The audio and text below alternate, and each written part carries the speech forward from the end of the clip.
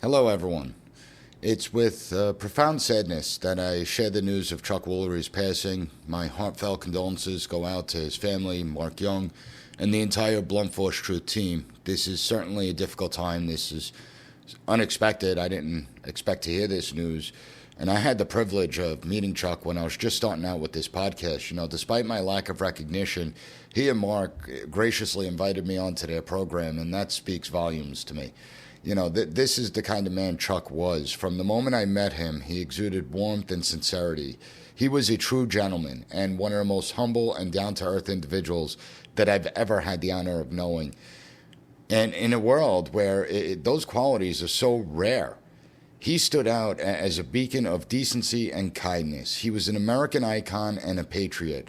And his contributions, both as a professional and as a human being, they leave an indelible mark. He's going to be deeply missed by anyone who had the fortune of crossing paths with him.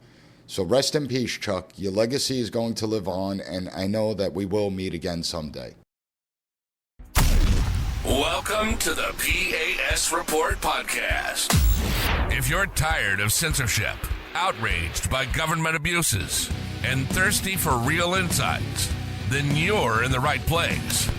Get ready, because here, the fight for freedom never ends. Here's your host, Professor Nick Giordano.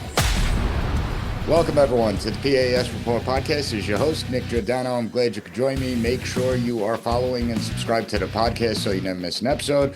Also, visit the P.A.S. Report website, pasreport.com. You got a lot going on. Less than 2 months till the Biden administration's out. Trump administration comes in. And I have a great guest coming on today. I have Amanda Head, co-host of Just the News, No Noise, and the host of Furthermore with Amanda Head. Amanda, pleasure to have you on my show this time. How you doing today? Hey, I know. I love this little switcheroo. Thanks for having me on. Well, we got to switch it up every now and then. And We do indeed. there's a lot going on out there. So the first thing I want to talk to you about is you have President Biden. He's got less than 2 months to go in office. And all of a sudden, after a year of wrangling whether or not Ukraine should be allowed to use American long-range missiles to strike inside Russia, the guy couldn't make a decision. His administration is split on the decision. Some say it's too provocative. Others say that, well, Ukraine needs to do this. And then, shockingly, right after the election, President Biden authorizes it. What are your thoughts on this? Yeah, I think that this is let's talk about the money side of things, because I know Secretary of State Antony Blinken had said, we're going to push through as much money as we can to Ukraine. There was, I think it was about $60 billion that was pre-authorized by Congress that was supposed to be spread out until I think the end of 2025.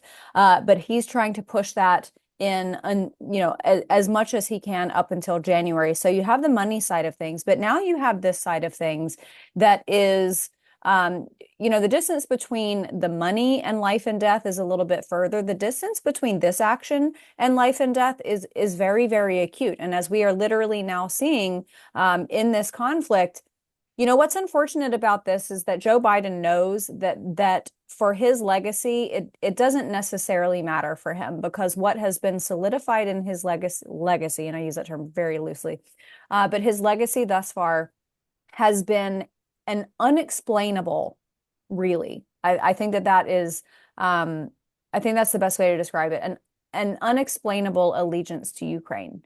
And I know that there have been a lot of people out there who have talked about how Ukraine is basically serving as a washing machine for money for the United States. It's a money laundering operation.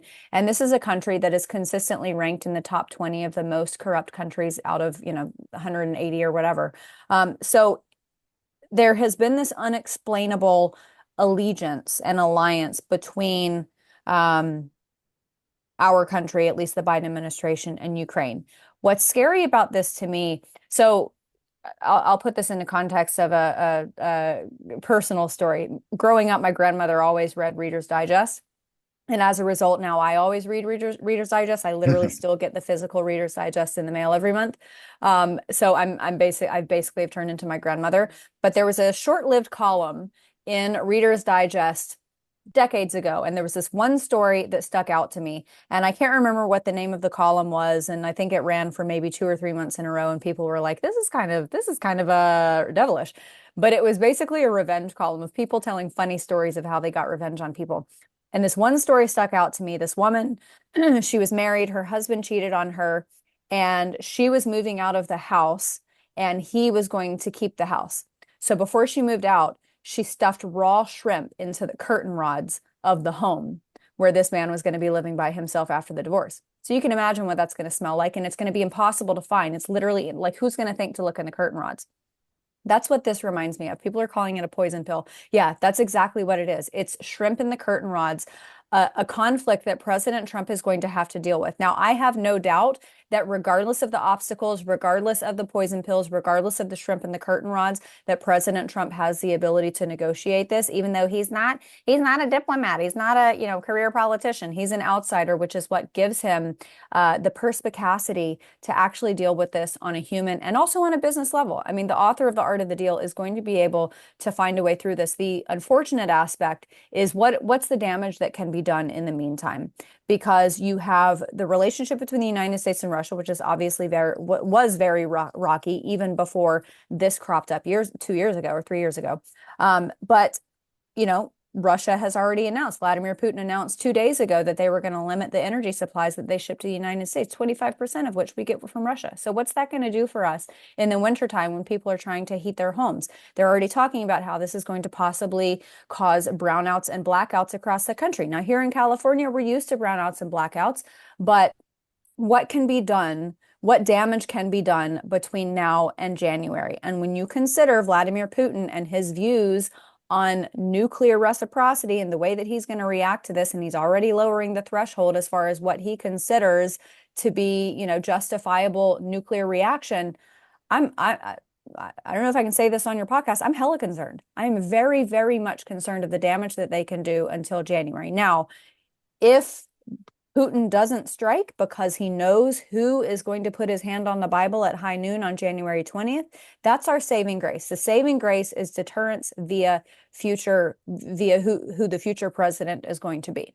So while I am scared, I am trusting Vladimir Putin to make a wise decision, I suppose, and not push it. But for the Biden administration to do this, and like you kind of inferred at the top, there is no doubt in my mind that this was completely intentional because Donald Trump is taking over. If Kamala Harris had been the one taking the wheel, there's no way they would have done this. There's no way they honestly would have tried to have solved this issue before Kamala Harris took over, because they know that Kamala Harris would have never been capable of sitting across the table from Zelensky or Putin, or God forbid, both of them, and trying to work out a deal. Well, thank God we don't even have to imagine what that would have been Thank like, God. but, and yeah, honestly, that the decision was made prior to the election. They just didn't greenlight it because they knew it was an election loser. But you bring up something critically important is basically what's Putin's reaction going to be? Is Vladimir Putin going to stand down, essentially saying, all right, well, in 2 months, there's going to be a new administration that I have to work with. And, maybe we could find a way out of this. Or, and this is what kind of concerns me, is it's not so much Putin himself. It's the Russian inner circle around Putin that is much more hardline.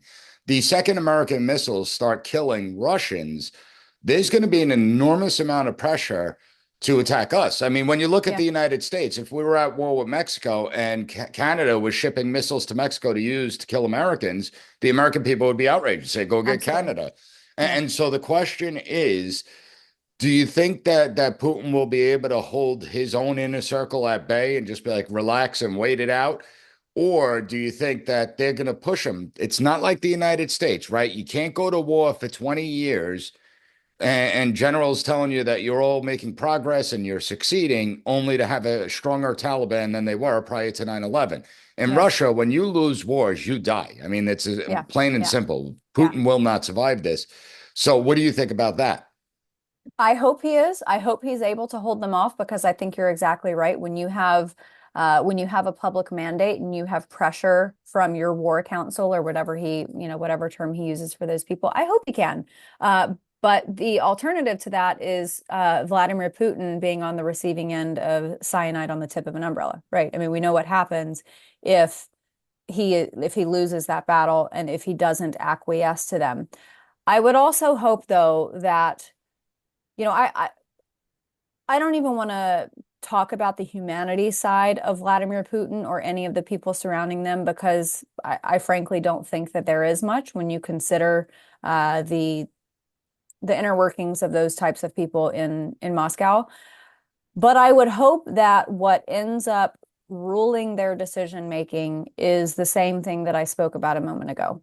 The consideration that, I mean, we all remember that conversation that Donald Trump had with, I can't remember if it was actually Putin, maybe it was Medvedev, whoever it was, but Donald Trump recounted the story and he said, I told him that I would blow up Moscow. And he didn't really believe me, but there was like 5% of him that did. And that's all it takes. I mean, when you have Donald Trump, someone who the rest of the world considers, maybe a little crazy, do you really want to test that? Because he's coming into office whether you like it or not. Regardless of what happens from now until January 20th, regardless of whether Donald Trump has to come in and negotiate a peacemaking deal, or maybe he has to come in and clean up a mess. But regardless, if your actions affect the United States in a negative way, you've got an America First president who's coming in who, for the first time in a long time, Nick, I have faith in a president to actually put our country first and to do what's best for us. And I trust him with that. And I also trust the people who I know are going to be advising him on this. We had a conversation yesterday on the TV show with Victoria Coates and discussed this exact thing. And knowing that, Victoria, I don't know if she has accepted a position in his new administration, but knowing Victoria's wisdom and knowing that she was one of President Trump's, she definitely had his ear when it came to foreign policy and geopolitical strife. Knowing that President Trump is going to have people like that around him, I trust them as well. So we shall see. I don't pretend to be in the head or the heart of Vladimir Putin or any of his trusted advisors. I just would hope that common sense rules the day and that they make decisions based on that. Well, That's it's a all I great can hope point. for. I mean, when Trump first came into office, I was concerned about foreign policy. It's actually the one area I was concerned with when it Because came he's to new at it, Trump. right? Of course. I mean, Yeah. listen, he's a business guy. It's a lot easier negotiating business deals saying, I'm going Yeah. to bring jobs to your country and help your economy than it is Right. Then people negotiating might what's in die. our interest but goes against their interests. Yeah. Yeah. So the unpredictable nature of Trump is what made him successful. Right. Nations couldn't predict him. And that's Yeah. the thing. You didn't have 40 years of votes in a Senate and then vice president where you could predict exactly what a president's going to do. Right. They didn't know how far they could push with someone like Trump and when they needed to pull back. Right. And And they so also that, didn't have the leverage. Donald Trump, because he didn't have the experience, which as far as I'm concerned these days is a negative.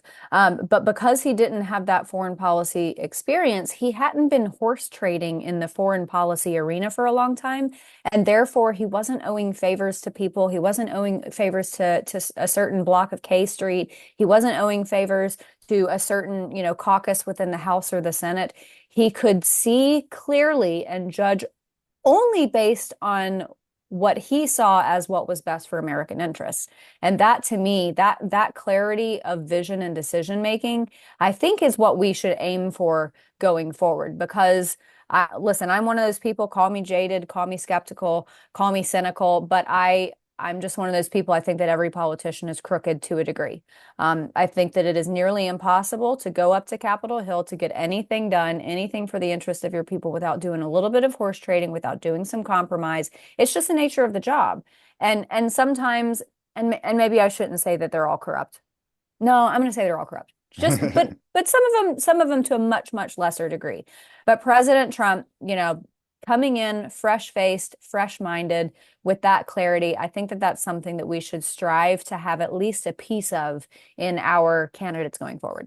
yeah, and not for nothing. When we elect a president of the United States, I'm not electing someone to be the moral beacon of the world. I'm electing Nope. someone to do what's in America's interest. So that's And the Nick, I point. had that conversation with people over and over again leading up to this election because, especially, and this was so disappointing, people at my church who I had to have a really, really hard conversation with someone at my church because they were making this equivocation between Republicans and Democrats and basically saying, he could see how people could vote either way. And I said, I'm not going to use his name. Let's say his name's John. John, who is the party of hate? You have one party who stands for life, who stands for our Bill of Rights, most importantly, right now, our First and our Second Amendment rights. You have one party that stands for personal autonomy and parents being able to make decisions for their own families and their own children, and for individuals being able to make decisions for themselves. And you have another side who is the party of Antifa, the party of BLM. The party of people who absolutely torched this country's cities in 2020, the party who tried to murder the candidate on the other side twice. Who's the party of hate? With Donald Trump, when it comes to his personality, you don't get the policies without the personality, because how many Republicans in the past have promised much of the same things that Donald Trump did, that Donald Trump actually accomplished in his first administration, not even to mention what he's going to accomplish in his second administration. How many Republicans in the past said that they were going to champion those things? They didn't get it done because they didn't have the bombastic personality. They didn't have the aggression that Donald Trump had. They didn't have quite frankly, the double barrel middle finger mentality of screw you all, I'm going to do what's best for this country. And so I told people over and over again, if you have a rat infestation in your basement, you want to hire the best exterminator. You don't care if he shows his butt crack. You don't care if he smells a little. And if he curses on the job, you just want the rats out of your basement. And that's Donald Trump. Maybe his crack shows a little, maybe he curses a little too much, but he's going to get rid of the rats in the basement. And right now it's the rats in the swamp. And that's why he was hired. The American people, I think, and even people on the left, as we saw Democrats come over to the right side of things, they were sick with the status quo. They were sick with the establishment party, the uniparty in Washington, the blob, whatever you want to call it. They were sick of the government getting involved in every aspect of their life. And they saw Donald Trump as either the guy who could fix it, the guy who could possibly make things better, or I know plenty of people like this too who voted for him just to see him blow it all up. And you know what? If you voted for him for that reason, I'm fine with it. Well, I've certainly Washington, D.C. needs that little spark. And, let's switch gears. Let's look at Congress. You just brought up this idea of the uniparty. The uniparty still exists, and we know that there's going to be a Republican House, not much of a majority, a slim majority, but better than nothing. Unfortunately, you have feckless, weak-kneed Republicans, and that's part of the problem. And then you have the Senate as well. Yeah.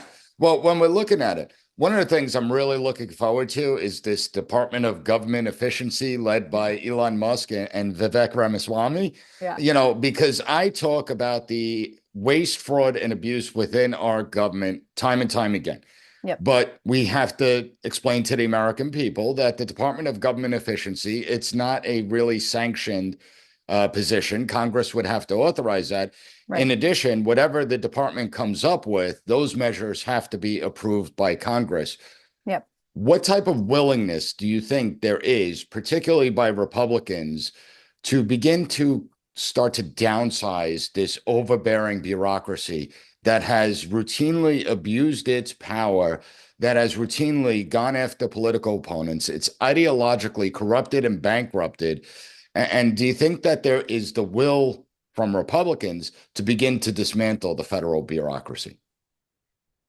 Yeah, I mean, like you said, this has to be done through Congress. I don't know what the makeup of what is this, going to be the 119th Congress? I don't know what that's going to look like, but if I can use history to judge what I think might happen, looking at the 117th Congress when Donald Trump won.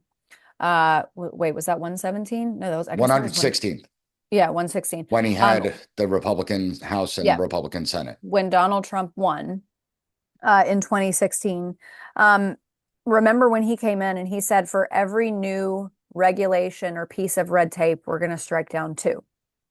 So it was, 2 steps forward, 1 step back, essentially. Republicans were quite recalcitrant when it came to that. And Republicans love their jobs. They want to keep their jobs. They felt like that was something that would be a little bit too much of a disruption. However, Donald Trump was actually successful in making that happen in certain sectors, particularly energy, a little bit on the tax code. But there were some areas where President Trump was successful. If you consider that and then you add to it a little bit more amenability, because I do think that the makeup of the Republican caucus, particularly in the House right now, is much more America first compared to what it was in 2016. I guess I would say I'm hopeful. I'm a little Pollyannish on this. And I also think that when you consider how many Republicans are going to have to put their money where their mouths are, because a lot of Republicans out there, whether it was somebody in Illinois or Indiana or Ohio or New York or Florida or Oregon or whatever, Republicans were having to actually run on fiscal responsibility. And again, this goes back to what I was saying about Donald Trump, where Republicans for literally a century have been running on fiscal responsibility. But now you're in a new era where, because you have so many vocal people out there, Republicans on the House side, who are actually championing fiscal responsibility. Thomas Massie in Kentucky is known as Mr. No on Capitol Hill because he just won't approve any spending. And you got, the Mike Collins and the Tim Burchetts and Andy Biggs and, the people like that who I think actually do care about fiscal responsibility and turning money back over to the American people. I think the pressure is stronger this time around. So I don't know if they're going to be able to get rid of gobs of bureaucracy, but I do know that, there was a startling statistic that came out, I think it was the beginning of 2023, so after COVID was effectively over, and I think it was somewhere between like 56 and 62% of office buildings in Washington, D.C. were still vacant, were still empty, because people who had worked from home during COVID just decided to stay home. They just decided to keep people at I home. have to interrupt you for a second. So you have about 60% of federal buildings being vacant throughout the country, yet the federal government still somehow managed to spend $3.3 billion since 2021 on office furniture. And if we bring it to 2018, then we're talking $5 billion simply on office furniture. Yeah. How is this acceptable in any way? Did they work on milk crates before or something? I know. I was running through a list of these like insane expenditures at the Pentagon, $200,000 on Starbucks espresso machines, all of these ridiculous expenditures and I think that, this was something that just really captured the American people this time around when it came to their vote. And it also kind of ties in with culture, with all of the celebrities who were endorsing Kamala Harris. It all just represented this really icky elitism. And for the American people, when people, here in Los Angeles at one point we were paying $7 for a gallon of gas. It's now back down to, I don't know, $5 or something. But at the height of the gas prices, and even though they've moderated, people are still paying $6 for, a dozen eggs, or $7 for butter. When it comes to the American people and their intimate knowledge of the struggle, not only of themselves, but their neighbors, every time someone brought up government spending, every time you saw another bureaucrat out there, going to their second home in Delaware in the case of the Bidens, or in Napa, wine country in the case of Adam Schiff and Nancy Pelosi, every time you had a celebrity who came out and endorsed Kamala Harris, every time Kamala Harris wore a $60,000 pair of Cartier earrings, the American people collectively, a majority, by the way, because President Trump won the popular vote, people just were like, this is not the way it's supposed to be.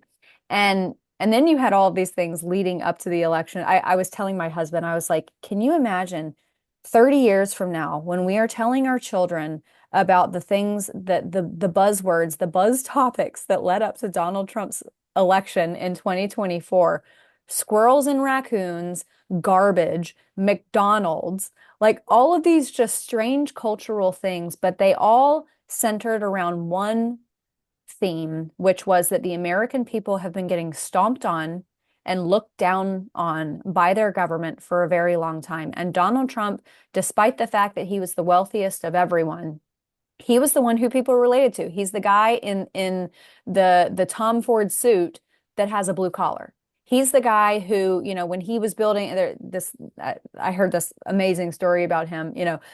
People are like, oh, well, he stiffed his lawyers. Donald Trump might stiff a lawyer. He will never stiff a contractor. And he's not going to stiff a lawyer. He might delay paying them. But Donald Trump, despite his wealth, despite his stature, despite his mogul mentality, was the guy who the American people felt like was actually going to fight for them. And I think that that's what so many of these issues, whether you're talking about the border, whether you're talking about the economy, foreign policy, whatever the case may be, it ultimately came down to that this time around. And the American people gave a very resounding answer. Yeah, they did. But one of the areas Trump is going to face, and we all know it, is the bureaucracy Yep. itself. I mean, the Yep. entrenched bureaucrats in office, those are the ones that are ideologically corrupt. Yep. You have most of the workforce in Washington, D.C., that votes 92, 93% for Democrats, contributes Yep. to Democrats. These are federal employees. Hmm. What are your thoughts on maybe moving some of these departments into other states further west? Because we all know that you just stated it clearly the people, these elite bureaucrats, they look down on the American Yeah. people. They look down I on freaking middle love it. America. So if you move the departments there, many of them will just quit. You don't even have to seek Yes. them out and fire them. The They'll just trash quit. taking itself out. I love it. I love this idea so much because, you look at the agriculture industry. If you have to put Mr. Mr. Bureaucracy red tape next to a chicken farm in Ohio or Iowa, potato farm in Iowa, Idaho, where do potatoes come from? Idaho. I don't. You put that bureaucrat next to that person, if they have to start passing them in the grocery store, if their properties bump up next to each other, there might be a little bit of a hesitancy to punish them with red tape. But before that even happens, that's if you even get them to move. If you can get them to move. I'm with you, Nick. I don't think these people want to leave Washington. I think they love their Washington, they love their Georgetown cocktail parties. They love being the first people on the list for reservations at the bougiest restaurant in DC. They love that, and they're not going to give that up. I don't if you take 10 people out of the FDA and say, we're going to move you to flyover country, I bet you 9 out of 10 are going to say, no way, Jose, I'll find something in the private sector. Yeah, they'd stay on the coasts. Yep. That's where they want to be. Yep. And again, they just look down on the American people. And that's what led to a Trump victory and Yeah. Republicans recapturing Congress. So, what do you think should be the number one, the most important priority? I mean, obviously, waste, fraud, and abuse, that's important. I think that should be a top priority. But Yeah. as far as the administration goes, day one, what do you think is going to be the top priority? I think that of the executive orders that he is going to have drafted and ready to sign, I think the plurality are going to be pertaining to energy and immigration. Those are things that President Trump can do via executive fiat. It's things that have immediacy when it comes to the safety and the security of our country. But I think when it comes down to this administration's overall priority, it's got to be border security. Because that is going to affect the demographics. It affects everything in our country, right? It affects our demographics, it affects our economy, it affects our schools, it affects our healthcare system, it affects our taxes, it affects everything.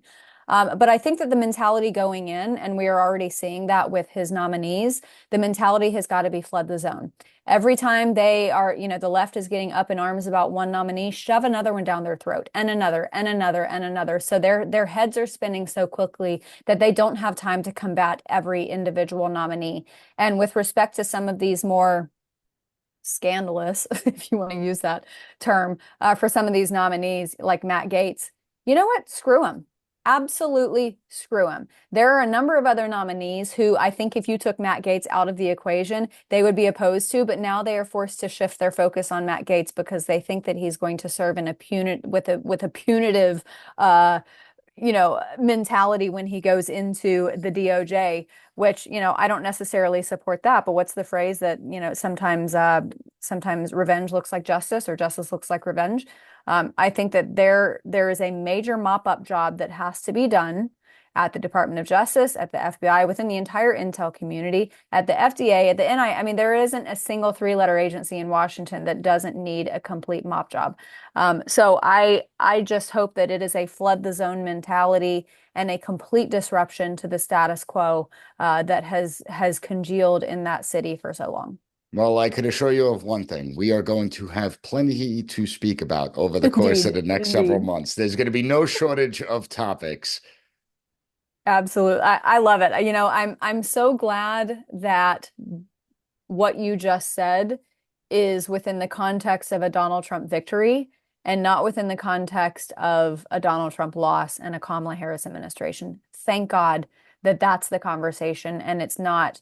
And you know, as you and I were talking before we came to air, I thought that on election night, I'm gonna tell you a somewhat embarrassing story.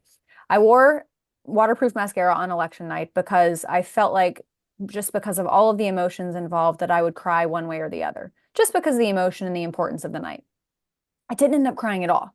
And it was the same thing with my wedding day. I wore waterproof mascara on my wedding day expecting to cry, but I think it's because you're so tightly wound, and there's so much going on, I didn't cry.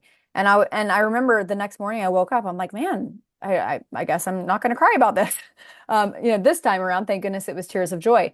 But I was in Atlanta, Georgia on election night covering the Georgia GOP party. The next day I flew to Washington to spend the rest of the week with John in studio. And I was on the plane and I had a playlist going, and randomly on my playlist, YMCA started playing. And Nick, I lost it. It all came out. And thank goodness I was on an empty row by myself. But that was when, I mean, I'm talking like that type of crying. And yes, of course, it was tears of joy, but I think it was also just a release of 4 years of fighting every single day, waking up and fighting every day, being exhausted all the time of everything that we are seeing happen to our country. And so I thought that on election night that there would be this huge sense of relief, and there is, but it's been little by little, because it's been honestly kind of hard. That muscle memory of fighting every day is hard to break, and we're still going to have to fight. But thank God we are fighting to protect this president and protect what he's trying to do, instead of the other way that things could have gone, which would have been fighting a Kamala Harris administration, because I feel like we would have been on the losing end of that. Yeah, and let's be honest, the way she burned through over $1 billion and landed $20 million in debt would foreshadow how she would have ran the country. So like, really, this lady should be in charge of our economy? Are you kidding me? What a disaster. And then Trump was like, oh, I'll help you pay off your debt. And I thought about that chapter. I think it's Proverbs 25. That talks about, if your enemy is hungry, give them something to eat. If your enemy is thirsty, give them something to drink. And in doing so, you will heap coals of fire on their head. I'm like, that's exactly what he's doing, because, you know, there was no way they were going to accept help from Donald Trump to pay down their debts. Well, there's no greater troll out there. And I mean that in a good way, not a disparaging way, than Donald Trump. I mean, the McDonald's thing, the garbage truck, the offering to pay off her campaign debt. Incredible. Brilliant. Incredible. Amanda, I really appreciate you coming on. Everyone needs to check out Just the News, No Noise. And furthermore, with Amanda ahead, I'll have links up at the PAS Report podcast, PASreport.com. So thanks for coming on, Amanda, and happy Thanksgiving to you and your family. Same to you, Nick. Thanks for doing this. Let's do it again soon. Thank you for listening to the P.A.S. Report. Don't forget to rate, share, and hit that subscribe button. That way you'll never miss an episode. For more exclusive content and updates, visit us at PASreport.com and follow Professor Giordano on all social media platforms at PAS Report.